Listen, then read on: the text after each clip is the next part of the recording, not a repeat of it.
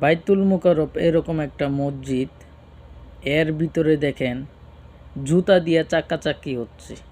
আহা, কি আর বলবো, আবেগে মানুষকে মানুষ খুন করছে, আর আবেগে বসে মানুষ মসজিদের ভিতরে এরকম একটা পবিত্র জায়গা, সেটার ভিতরে দেখেন জুতা দিয়ে চাকাচাকি হচ্ছে। তার কি মানুষ! আহা, দেখেন আপনারা ভিডিওটা, ফুল ভিডিওটা দেখেন।